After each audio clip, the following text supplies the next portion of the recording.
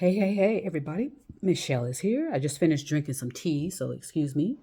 I'm you know, it kind of went down the wrong way. But anyway, I'm back. I wanted to talk some more. I came in earlier talking about cause and effect. And so what I'm about to talk about now, it kind of is kind of it fits in that same kind of category, cause and effect. But let me give you some more background on myself. Um, I come from a black neighborhood. I was born in the '60s, raised in a black culture, black neighborhood, back in the '70s, along with the Latino community. So the black community and the Latino communities, and they were mostly of Puerto Rican and Cuban descent. We all lived together in the black neighborhoods. We all went to school together. We played baseball together. Sports together. I had a lot of friends who were of Latino descent, and I didn't see any difference between us at all when I was in school, um, because we all looked alike, we act alike, and we got along fine. I don't ever remember having an issue in school when I was growing up with anyone of Latino descent. Okay, because I saw them as my brother or my sister, or I found some of them attractive, and I was, you know. So, what happened during the course of time between the '70s and now with the Black and Latino communities? I was talking to some relatives about that over the holidays, and they say it was someone infiltrated our communities and intentionally caused a rift in the communities because black and Latino communities have a lot of life in those communities. They're playing music we're playing music, we're cooking, you can smell the food in the air, you can hear the music, you can feel the energy. When I was living in a black and Latino culture growing up, it was just always alive and a lot of fun, but a lot of complexities and dangers and struggles as well. In those communities, everything was in walking distance. Okay, there was a hospital, there were schools, there were grocery stores, um, there was a library, and that's what I'm going to talk about in a minute. Library, there were parks. Everything was in walking distance. So my mom didn't drive. So when my dad would be working, if my mom needed to go to the grocery store, she'd walk. Okay, if she needed to go to the hospital, she would walk. Or the doctor, she would walk. My mom's doctor, an OBGYN, black male doctor, he was in walking distance from our house. We had city councils walking distance of our house. You know, so my point is, I don't know what happened from this to black culture, um, from the '70s until now. But all I know is those cultures were eroded. Okay, suspiciously or maybe not suspiciously, um, the hospital in the neighborhood where my mom gave birth to all of us, the majority of all of us, somehow burned to the ground. Mm. There was a school in the neighborhood, elementary school, and then I can remember one they call it was the sixth grade. That was in walking distance. There was a seventh grade, I think, because we had it was different back in the '70s how they arranged school. That was in walking distance. The only schools I remember that we needed to take rides to, like a bus, were to high schools. But I do remember when I was a young girl, we were for some reason those elementary schools, uh, were closed down, and we were bused over to a predominantly white neighborhood, and that's where we had to go to school. So in other words, we had to catch a bus, it'd be driven to a school in a white neighborhood. Okay, I have some theories on that, because like I said, we were all walking to school at one point, all of us in the neighborhood walking to these schools, and then all of a sudden we had to be bused somewhere. okay, into an area where they did not want us there. Okay, so, and I'll come back to that at another time. There was a grocery store in the neighborhood where everybody used to go, walking distance again. For some reason, that grocery store got closed down, and my dad had to drive a little bit. My dad had to then drive to a grocery store to get us our groceries and stuff like that. So there's no such thing as coincidence, and there is a cause and effect of everything. All right, there's always a cause and effect. Okay, and to me, it was an intentional erosion of those communities. Take out the things they needed in those communities so that they can branch out and go into these other dead communities. And I'm not going to say any more about that, okay? Because I don't want to cause any controversy, but a lot of people like to cause things, but they don't understand the effects. They don't understand the effects of what they're causing.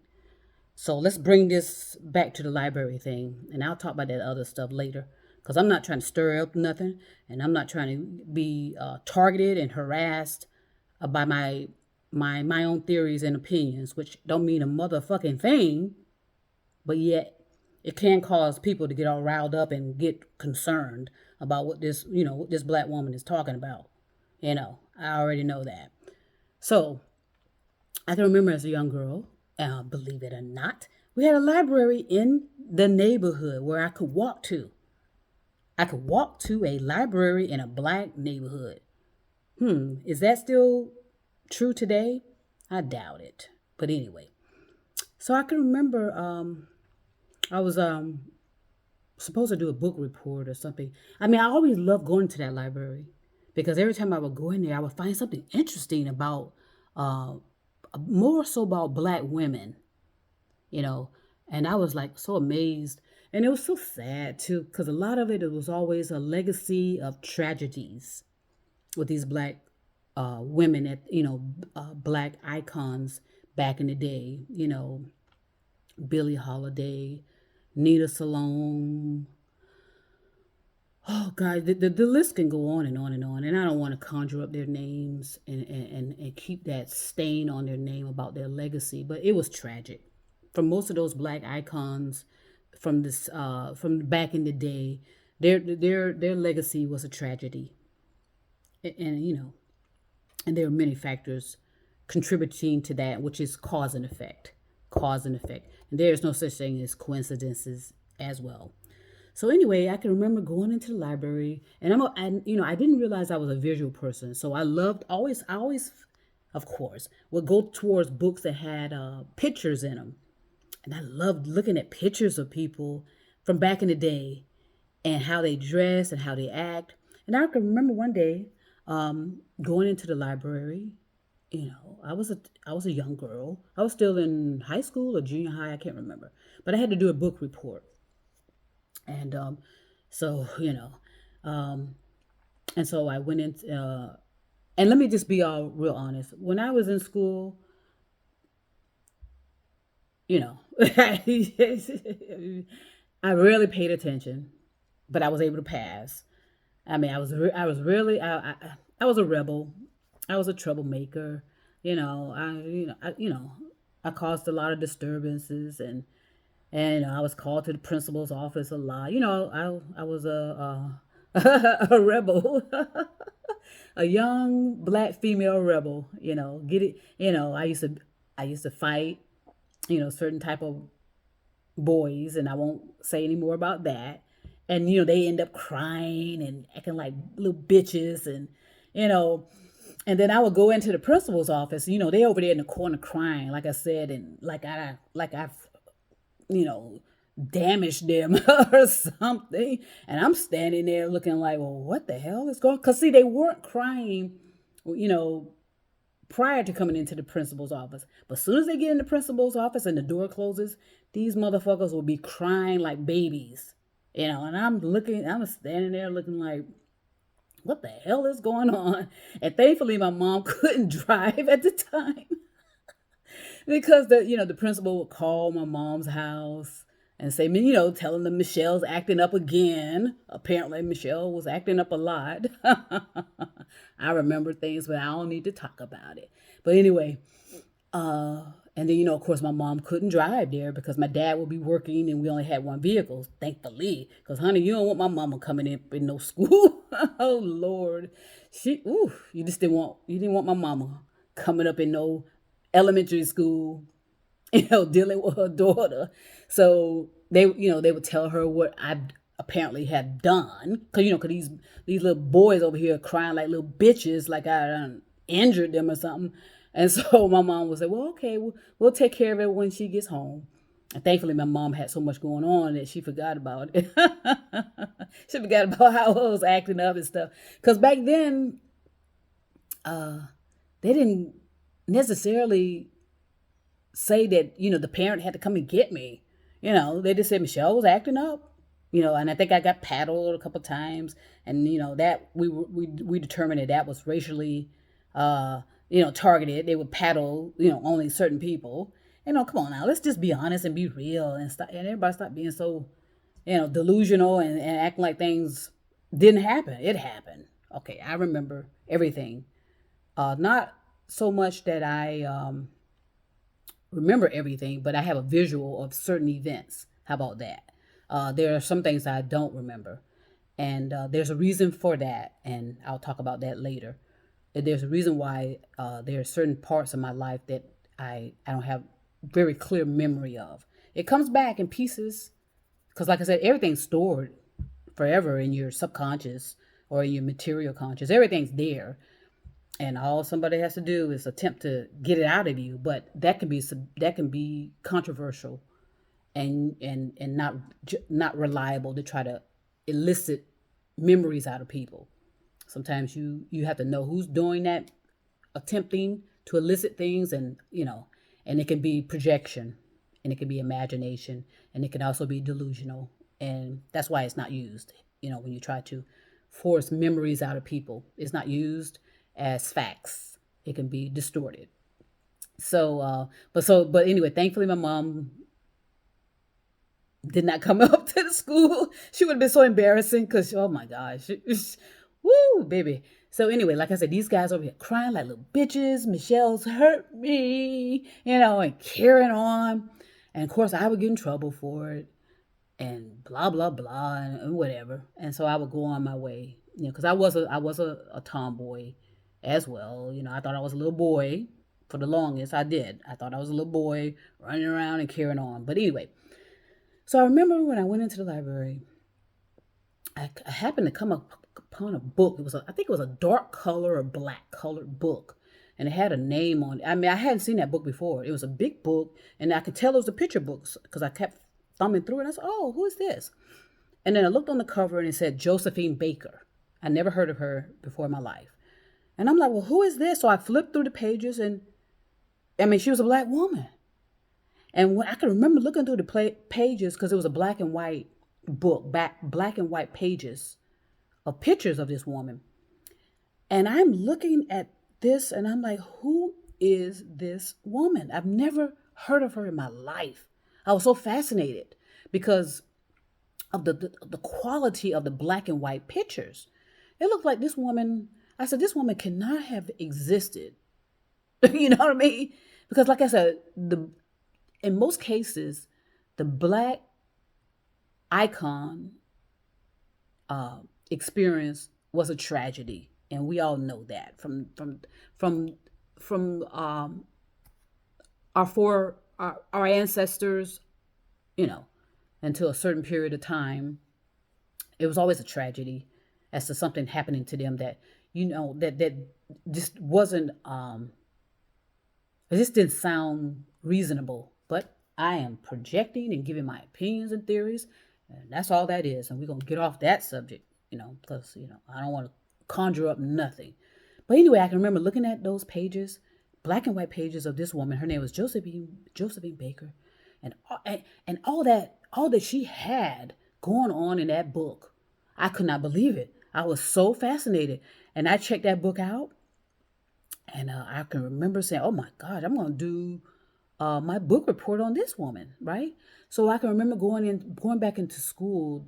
I guess the following day, or went back into school, and I remember going to my teacher, and I said to her, I'm going to be doing a book report on Josephine Baker, right? And she said, well, who is Josephine Baker? She's a white female English professor. She says, well, who is she? And then I said, well, and I showed her the books and pages of that. And she said, so why would you want to do a book report on somebody uh, that no one knows? I said, well, that's the whole point. I never heard of this woman before, and why haven't I? And blah blah blah. So she and I, me and this teacher, I was a rebel in school, and I was a troublemaker. So what? Somewhat, right? Because I was always challenging people and what they were telling me, and I realized, like I said, I'm a visual person. You have to lead by example for me. Lead by example. Okay. Now I've learned to develop myself where I rely on my own senses. More not so much in my vision. I have to rely on everything so I can make proper discernment of people and proper discernment of character. But anyway, I can remember going back and forth with that teacher about, and she was just trying to discourage me. She said, no, why would you want to do book? And so she kept trying to discourage me from doing a book report on Josephine Baker. And so I think what happened is I just didn't do a book report at all. How about that? Okay. And so, but I still managed to graduate. And I was, and then I can also remember when we were being tested to decide, how high of a score we would get to know what colleges we would be going to. And I can remember another professor saying to me, because I wanted to go to a black college. That's where I wanted to go. And this particular teacher said the same thing. Why would you want to go to a black college? Blah, blah, blah. She and I went back and forth on that. But, and I did remember getting accepted to a college in Georgia, in South Georgia. I'm not gonna say the college name because I know my my friend who I was supposed to we were supposed to get a room, dorm together. I think she's still pissed on. I think she's still pissed at me even today because we made all these plans, because I got accepted at that college and it was in South Georgia. Not saying anything more about it. Um, and we were, we were ready to go, you know, and at the last moment, my dad said, "Nope, you're not going." And I can remember being so angry with him for the longest. And and I can remember my friend also, who I was supposed to be in the dorm with. She was pissed with me as well. She stopped talking to me. I hadn't talked to her since high school, actually, and I did make attempts to talk to her, by the way. But hey, I think she was. But anyway, to make a long story short, my dad made the decision and said, "No, you're not leaving to go to Georgia to college." He says, "If you want to go to college, you can go to junior college here first. You're not going." So when my dad said you're not going, you're not going. And he was going to be the one financing all of this anyway. So he said, "Nope, you're not going." So I didn't go. I was, like I said, I was really angry with him for the longest. And so I did eventually signed up to go to a junior college in the area. And once I got into that class, um, there was a revelation. And the revelation was, I don't belong in college. Because I can remember coming in to because English was something that I really was and it was something about writing in English that was like a draw to me. I did have a speech issue when I was a young girl, and I do remember being in speech classes where I had to learn to speak. I had some type of stutter or something going on where it was, I was not being understood. And so I had to slow myself down and make sure I enunciated my words properly so I can be understood. All right, there you go. So, so I was drawn to writing in English and those kind of things. And I can remember um, going into the English class on the first day. It's a classroom full of people, and everybody's sitting down. And the professor was a black man, right? And so I can remember sitting in there bored to death. I mean, I get bored really easy if I don't have any visual stimulation. I'm just gonna be real honest with you. It's really hard to keep my attention. I've worked on it. That's why I love music now. I love listening to music, and I try to get in touch more with people's feelings as well as my own, and be very gentle and be, I was a work in progress with that. So I can remember sitting in class. I was bored out of my mind. It was so many people in that damn English class, and I was just so annoyed. I think I was probably, 17 or 18 at the time. And I remember the black professor came to me, "Oh, hey." And I'm looking around wondering, who is he talking to? He says, "Hey, I've been looking for you." And I say, I said, "Are you talking to me?" And I'm looking at him like, "Who are you talking to?" And he said, "Yeah, I can't wait to get your thesis." And blah, blah. And so he just kept going on and on and on about he can't wait to get my thesis and he can't wait to hear my presentations. And I'm thinking to myself, who? And I said to him, I said, "Are you getting me mixed up with somebody else?" He says, "No, no, no." He said, "Look, I saw your scores and this and that. And so, you know what? I got scared. Because I thought, okay, I don't remember anything about my scores to get into that college, that junior college. I don't know if they were high or low or what. All I know is I got in and I was told to I got a schedule. I didn't even look at my scores. And so he came to me and, and throwing out all these expectations of what he was waiting to get from me. And I had no idea what he was talking about. I did not. And I still to this day think this man had me mixed up with somebody else. I got scared. I'm going to be real honest. Because I was like, what? You can't wait for me to present what? Because I didn't really like all that talking in front of people. Because I know if I get a little nervous, that's my stutter will come out. I don't have that nervousness in I'm not nervous about talking in front of people. I had to develop myself over time to get over that. I'm not shy at all, even though I used to say that, but I wasn't shy. It's just I had to build confidence and learn how to speak clearly and effectively. And that's a process in itself. So anyway, listening to music help. Listening to music help you to enunciate words because you listen to the words and you start singing to the music, blah blah blah, and that's how the teachers, I can remember the teachers teaching me that way. It's sometimes through song and that helps you to calm down, and that's in our family too. A lot of people stuttering. As a matter of fact, my nephew does it. For some reason, women can get out of it. Women and girls can get out of stuttering. But boys, they stay in. Boys and men, they continue to stutter for life, and it's, but I have a nephew and, he's better. He's still a young man, under 15. And he's speaking a little clearer.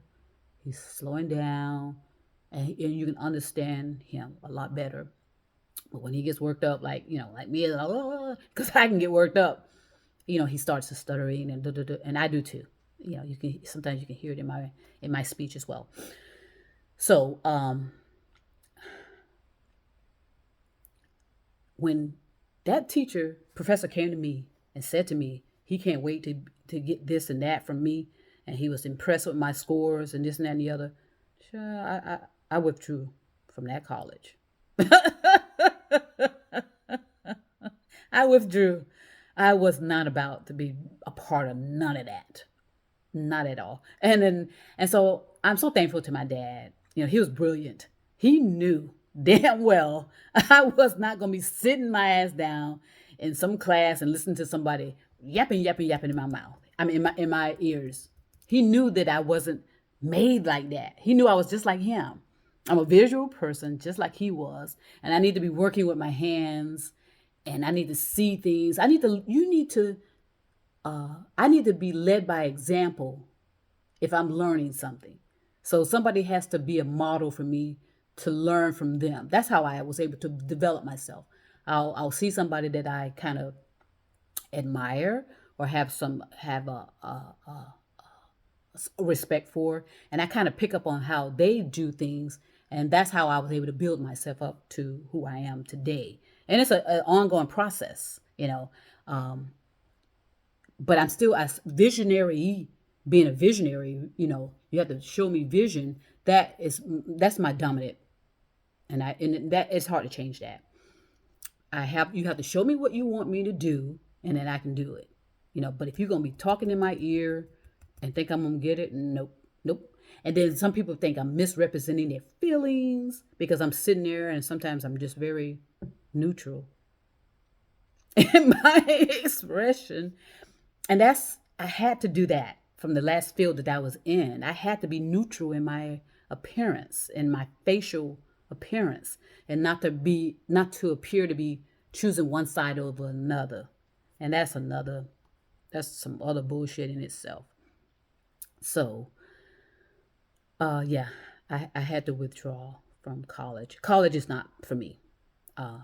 What has helped me to develop myself as well is I had to teach myself things. So YouTube has been fantastic for that because it gives me visuals via the videos, and so now they call it homeschooling. So that's what's going to happen. That is where I think a lot of people are going to have to resort to homeschooling yourself. You could probably keep your kids in these public schools if you like. That's going to be your choice. Thankfully, I don't have kids to make that kind of decision. But for me, the most powerful learning experience for me was teaching myself. And YouTube has been fantastic for that.